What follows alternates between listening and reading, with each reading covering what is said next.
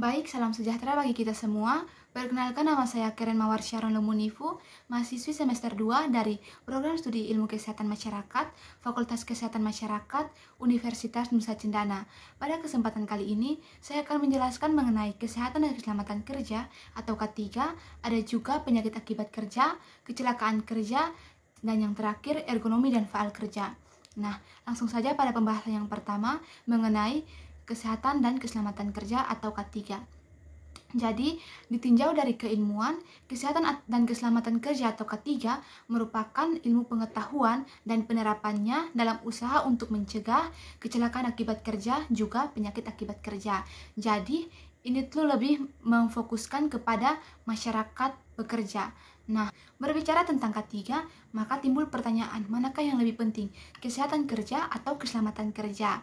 Nah, sudah banyak pendapat mengenai hal ini. Namun yang perlu diperhatikan di sini, antara kesehatan kerja juga keselamatan kerja, keduanya merupakan hal yang sama pentingnya dan perlu untuk diutamakan agar terciptanya masyarakat pekerja yang sehat, selamat, dan juga produktif.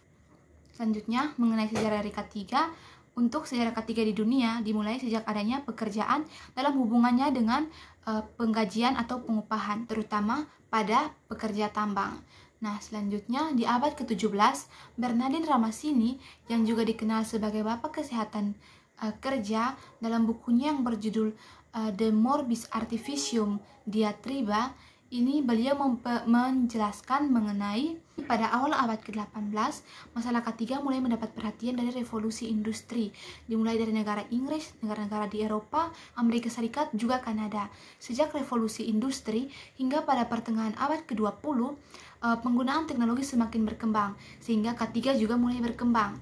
Nah, perkembangan K3 ini meliputi pembuatan alat-alat pelindung diri dan juga pembuatan alat pengaman bagi pekerja. Selanjutnya adalah mengenai sejarah K3 di Indonesia. Jadi, usaha K3 di Indonesia ini dimulai saat digunakannya mesin di berbagai industri, itu oleh pemerintah Hindia Belanda. Untuk itu, di tahun 1905, pemerintah Hindia Belanda ini mengeluarkan perundangan mengenai keselamatan kerja yang diberi nama Veiligheid Reglement, yang kemudian pada tahun 1930 itu disempurnakan. Jadi, beberapa tahun setelah Indonesia merdeka, itu dibuatlah undang-undang kerja dan juga undang-undang kecelakaan. Dan selanjutnya di tahun 1957 ada didirikan lembaga kesehatan buruh yang berubah nama menjadi lembaga keselamatan dan kesehatan buruh di tahun 1965. Nah, selanjutnya ada di tahun 1964, di mana pada saat itu dibuat PMP nomor 7 tahun 1964, itu tentang syarat kesehatan, kebersihan, serta penerangan dalam tempat kerja. Selanjutnya di tahun 1969 dikeluarkan Undang-Undang nomor 14 tahun 1969, ini mengenai ketentuan pokok dari tenaga kerja. Nah, kemudian di tahun 1970 ada dikeluarkan Undang-Undang nomor 1 tahun 1970, ini mengenai keselamatan kerja. Dan kemudian di tahun 2003 dikeluarkan Undang-Undang nomor 13 tahun 2003 tentang ketenaga kerjaan. Selanjutnya, setelah penjelasan tentang sejarah K3, langsung saja pada perundang-undangan yang mengatur tentang K3 di Indonesia. Jadi yang pertama itu ada Undang-Undang nomor 1 di tahun 1970, ini mengenai keselamatan kerja. Selanjutnya ada Undang-Undang nomor 23 tahun 1992 mengenai kesehatan, dan juga yang ketiga itu ada Undang-Undang nomor 13 tahun 2003 tentang ketenaga kerjaan. Nah, setelah itu adapun tujuan dari K3 ini untuk bertujuan untuk melindungi para pekerja dan juga orang lain yang ada di tempat kerja. Selain itu juga untuk menjamin proses dari suatu produksi agar berjalan lancar dan juga efisien, dan juga menjamin agar bahan dari produksi ini tetap aman. Baik, selanjutnya saya akan menjelaskan mengenai penyakit akibat kerja. Jadi penyakit akibat kerja ini merupakan setiap penyakit yang disebabkan oleh pekerjaan, alat kerja, bahan, proses, maupun lingkungan kerja. Jadi penyakit akibat kerja juga dikenal sebagai penyakit buatan manusia atau man-made disease. Selain itu, berdasarkan keputusan Presiden Republik Indonesia nomor 22 tahun 1993 tentang penyakit yang timbul akibat kerja, dijelaskan bahwa penyakit akibat kerja ini merupakan penyakit artifisial atau penyakit yang timbul karena pekerjaan. Sementara itu, berdasarkan keputusan Menteri Tenaga Kerja dan Transmigrasi nomor 333/1989,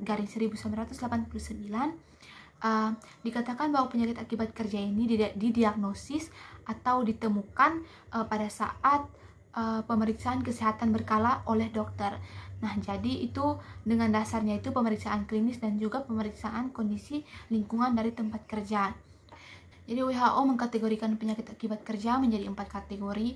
Yang pertama, penyakit yang merupakan akibat dari pekerjaan itu sendiri. Yang kedua adalah penyakit yang salah satu sebabnya merupakan pekerjaan. Yang ketiga, penyakit yang dengan pekerjaan sebagai salah satu penyebab di antara faktor-faktor lainnya. Dan yang keempat adalah penyakit di mana pekerjaan memperberat penyakit itu sendiri. Contohnya seperti asma. Selanjutnya saya akan menjelaskan mengenai faktor bahaya lingkungan kerja yang dapat mengakibatkan penyakit akibat kerja. Yang pertama itu faktor fisik. Nah, contohnya seperti tingkat kebisingan. Terpapar kebisingan yang dalam intensitas yang tinggi dapat menyebabkan gangguan pendengaran ataupun tuli. Selanjutnya yang kedua adalah faktor kimia. Jadi potensi bahaya yang ditimbulkan oleh faktor kimia ini biasanya dapat berasal dari bahan-bahan kimia, jadi dari hasil produksi dan sebagainya. Nah, bahan-bahan ini jika dihirup ataupun jika terjadi kontak langsung dengan tubuh manusia dapat menimbulkan alergi, iritasi, penyakit kanker, kelainan janin dan sebagainya. Selanjutnya yang ketiga ada faktor biologis atau faktor biologis. Jadi faktor biologis ini merupakan organisme hidup yang dapat menimbulkan penyakit. Jadi organisme hidup ini berupa bakteri seperti tuberkulosis, tetanus, dan juga ada juga fungal dan juga parasit. Nah, selanjutnya merupakan faktor fisiologis. Jadi faktor fisiologis ini yaitu di mana ada potensi bahaya yang terjadi jika seseorang tidak menerapkan ergonomi dalam bekerja. Selanjutnya ini yang kelima itu adalah faktor dari psikososial.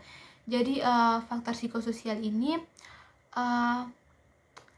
biasanya terjadi karena adanya hubungan yang tidak baik, misalnya antara pimpinan dengan pekerja maupun antara pekerja satu dengan pekerja lain dan organisasinya, ataupun karena pekerjaan yang tidak sesuai dengan kemampuan, minat maupun bakatnya.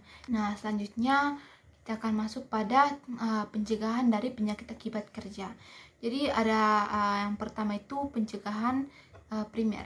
Jadi prinsip dari pencegahan primer ini lebih kepada untuk meningkatkan daya tahan tubuh dari pekerja melalui health promotion atau promosi kesehatan. Nah, untuk contoh dari aplikasi health promotion ini misalnya penyuluhan. Jadi penyuluhannya untuk bagi pekerja agar dapat mengenal faktor bahaya yang ada di lingkungan kerja dan sebagainya. Nah, yang kedua itu ada specific protection. Jadi prinsip dari specific protection ini adalah untuk mengurangi kontak dengan pajanan melalui perlindungan khusus atau specific protection. Untuk aplikasi dari specific protection ini misalkan membuat ventilasi ruang kerja yang sesuai, ataupun pembuatan perundang-undangan mengenai kesehatan dan keselamatan kerja, dan juga penggunaan alat pelindung diri bagi pekerja yang aman, nyaman, dan juga nyaman bagi pekerja. Selanjutnya yang terakhir itu adalah pencegahan tersier. Jadi prinsipnya itu untuk mendeteksi dini adanya penyakit dan juga untuk mengurangi kecacatan bagi pekerja yang mengalami penyakit akibat kerja. Selanjutnya setelah ini kita masuk pada pembahasan yang ketiga mengenai kecelakaan kerja. Kecelakaan kerja ini merupakan kejadian yang tidak diinginkan juga tidak terduga yang dapat mengakibatkan kerugian juga kerusakan dalam proses kerja. Nah, Untuk kecelakaan kerja ini sendiri dibedakan menjadi dua. Yang pertama ada kecelakaan industri, jadi ini tuh terjadinya di tempat kerja. Dan yang kedua itu ada kecelakaan dalam perjalanan, yang mana tidak terjadi di tempat kerja, namun tetap berkaitan dengan pekerjaan. Nah, yang kedua ini ada faktor penyebab dari kecelakaan kerja menurut teori loss causation model. Jadi teori loss causation model ini merupakan teori yang dikembangkan oleh Frank Ebert dari teori domino oleh Henry, yang dijelaskan bahwa yang pertama itu penyebab kecelakaan kerja karena kurangnya pengawasan, bisa dapat berupa ketidaktersediaan program serta standar program yang tidak memadai. Yang kedua ada penyebab dasar, itu meliputi faktor personal dan juga faktor kerja. Yang ketiga ada faktor langsung, berupa tindakan dan kondisi yang tidak sesuai dengan standar. Yang keempat ini ada insiden yang mana terjadi ketika adanya kontak dengan bahan berbahaya. Dan yang kelima adalah kerugian yang dampaknya ini dapat menyebabkan kecelakaan dan mempengaruhi pekerja, properti maupun proses dari kerja itu sendiri.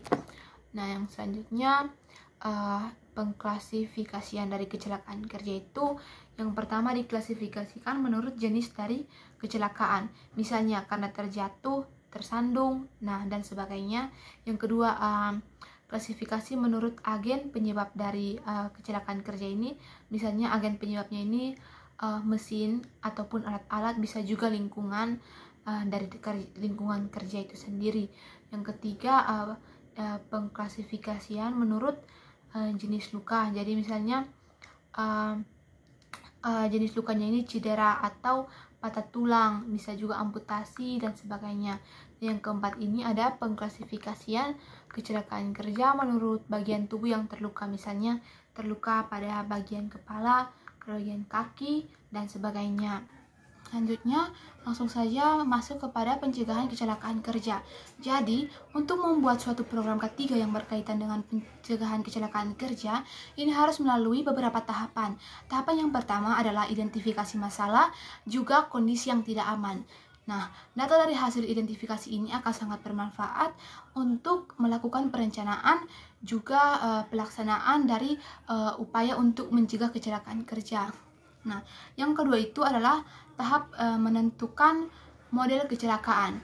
Jadi secara umum model kecelakaan ini digunakan untuk menentukan bagaimana suatu kecelakaan terjadi. Ada beberapa jenis dari model kecelakaan, contohnya saja model Hassops. Dan yang ketiga adalah tahap penyelidikan kecelakaan atau analisa kecelakaan. Jadi ini merupakan upaya yang lebih teliti lagi untuk menentukan sebab-sebab dan juga proses dari suatu kecelakaan. Nah, yang keempat ini adalah tentang asas-asas pencegahan kecelakaan. Jadi ini tuh merupakan prinsip-prinsip tentang sebab terjadinya suatu kecelakaan. Jadi ada 3 jenis asas-asas pencegahan kecelakaan kerja. Yang pertama asas rumit, ada asas arti, dan yang terakhir asas urutan. Nah, selanjutnya tahap yang kelima ini adalah tahap perencanaan dan pelaksanaan. Jadi di tahap ini kita akan lakukan setelah melewati identifikasi masalah dan kondisi yang tidak aman, setelah penentuan model kecelakaan, juga metode dalam analisa kecelakaan, dan setelah memahami mengenai asas-asas pencegahan kecelakaan. Nah, baru kita masuk pada tahap ini. Di tahap ini tuh ada beberapa aspek yang harus diperhatikan, seperti desain dari pabrik, juga desain komponen. Selanjutnya, itu adalah mengenai pengoperasian dan pengendalian. Jadi tujuannya itu agar dalam proses bekerja ini semua pekerja aman dan selamat. Selanjutnya, dapat melakukan sistem keselamatan, ada juga aspek pencegahan kesalahan manusia. Selain itu juga ada pemeliharaan dan monitoring. Yang tidak kalah penting juga adalah pelatihan kepada semua pihak yang terlibat dalam suatu pekerjaan, dan juga ada sistem pelaporan yang diharapkan ini relevan serta sesuai dengan standar untuk nantinya dapat melakukan perbaikan terhadap lingkungan kerja itu sendiri. Nah, sekarang kita masuk pada pembahasan yang terakhir mengenai ergonomi dan file kerja. Jadi, ergonomi ini berasal dari kata Yunani ergon yang artinya kerja dan nomos yang artinya aturan. Jadi secara keseluruhan ergonomi berarti aturan yang berkaitan dengan kerja. Nah, untuk faal kerja sendiri itu adalah ilmu tentang tubuh manusia saat bekerja. Nah, berikutnya ini merupakan aspek-aspek yang perlu diperhatikan dalam ergonomi. Jadi yang pertama ada faktor manusia. Faktor manusia di sini ini menjadi titik pusat atau titik sentral dari suatu penata laksanaan sistem kerja. Jadi berikut ini faktor pembatas yang tidak boleh dilampaui, yaitu ada faktor dari dalam, misalnya umur ataupun jenis kelamin, ukuran tubuh dan sebagainya. Ada juga faktor dari luar, itu misalnya lingkungan, penyakit maupun gizi, lingkungan kerja ya. Nah, yang kedua ini adalah antropometri. Jadi, antropometri ini berhubungan dengan ukuran dimensi tubuh manusia. Nah, jadi ukuran dari antropometri ini sangat bermanfaat untuk merencanakan peralatan kerja juga fasilitas kerja. Yang ketiga, ada sikap tubuh dalam bekerja. Jadi, sikap tubuh yang dikatakan ergonomik ini, jika sikap tubuhnya ini memberikan rasa aman, nyaman, sehat, dan juga selamat dalam bekerja. Jadi ini tuh dapat sikap tubuh ini dapat dilakukan dengan cara yang pertama, menghindari sikap yang tidak alamiah. Contohnya saja kita harus menghindari sikap menjangkau barang yang terlalu jauh dari jangkauan tangan kita. Selanjutnya yang kedua dapat melakukan usaha pengurangan beban statis sekecil-kecilnya. Yang ketiga juga perlu dibuat dan ditentukan ukuran baku tentang peralatan kerja berdasarkan dari ukuran antropometri dari pekerja itu sendiri. Dan yang terakhir ini agar kita harus berupaya untuk bekerja dengan sikap duduk dan berdiri secara bergantian. Nah, yang keempat ini adalah mengenai penggunaan teknologi, jadi hubungan antara manusia dan mesin. Nah, dalam ergonomi ini hubungan antara manusia sebagai pelaku dan mesin sebagai sarana kerja ini haruslah merupakan hubungan yang selaras, serasi, dan juga sesuai dengan norma-norma ergonomi yang berlaku. Dan yang kelima ini adalah pengorganisasian kerja. Nah, untuk pengorganisasian kerja sendiri ini menyangkut waktu kerja, waktu istirahat, waktu lembur, dan lainnya yang dapat meningkatkan tingkat kesehatan dan juga efisiensi dari pekerja. Nah, selanjutnya yang keenam adalah pengendalian lingkungan kerja.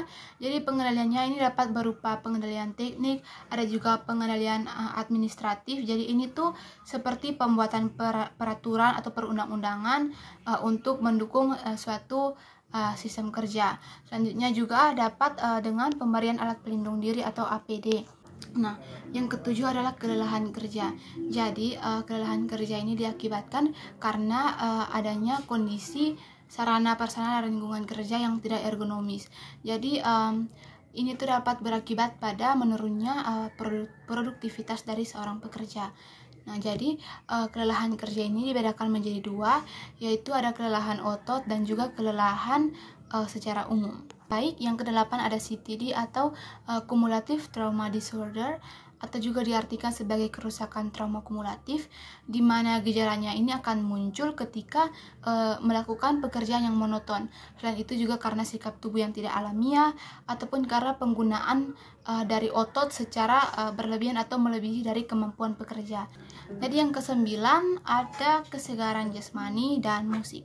Nah, jadi seorang pekerja yang sehat, segar dan juga bugar ini dapat meningkatkan efisiensi dan produktivitas dari pekerjaannya di suatu tempat kerja. Oleh karena itu seseorang selain dia sehat juga harus segar dan juga bugar. Yang terakhir ada pekerjaan monoton. Jadi ini tuh diartikan sebagai suatu kerja dengan yang berhubungan dengan melakukan hal yang sama dalam jangka waktu tertentu. Nah, pekerjaan monoton juga dibedakan menjadi dua jenis. Yang pertama ada pekerjaan monoton dengan gerakan berulang. Jadi jenis pekerjaan ini tuh seorang pekerja akan melakukan gerakan yang sama secara berulang-ulang. Sedangkan yang kedua itu adalah pekerjaan monoton melalui pengamatan statis. Jadi ini tuh lebih kepada pengamatan. Jadi jika kita melihat suatu objek terus-menerus di tempat kerja, contohnya biasanya dilakukan oleh operator mesin di suatu pabrik, dan sebagainya. Nah, selanjutnya ada efek dari pekerjaan monoton bagi tubuh. Yang pertama dari segi kesehatan, efeknya bagi kesehatan itu misalnya ada sakit tenosinovitis, di mana ini tuh ditemukan pada pekerja wanita di pabrik pengepakan makanan dikarenakan pola kerja mereka, vibrasi dan juga tekanan pada tangan. Selanjutnya ada efek psikologis. Jadi yang ada beberapa penggolongan dalam efek psikologis ini. Yang pertama, ada kelompok pekerja yang menyukai pekerjaannya, ada juga kelompok pekerja yang terpaksa melakukan pekerjaannya, jadi dia akan meninggalkan kesan yang negatif terhadap pekerjaannya. Dan yang ketiga ini ada juga pekerja yang acuh tak acuh terhadap pekerjaannya tersebut. Nah, selanjutnya ada efek lain, itu misalnya menyebabkan kemunduran dari produktivitas seorang pekerja. Selain itu juga menimbulkan rendahnya kreativitas juga inisiatif dari seorang pekerja. Upaya pencegahan yang berkaitan dengan pekerjaan monoton ini, itu yang pertama dapat menstruktur ulang desain dari pekerjaan, dapat juga memperbanyak variasi dan jenis dari pekerjaan. Selain itu melalui kontak sosial dan juga mendesain lingkungan kerja yang nyaman, aman dan juga dapat mendukung produktivitas dari seorang pekerja di tempat kerjanya. Jadi demikian pembahasan saya mengenai kesehatan dan keselamatan kerja atau K3, penyakit akibat kerja, kecelakaan kerja, serta ergonomi dan faal kerja. Jadi terima kasih, salam sehat dan Tuhan memberkati kita semua.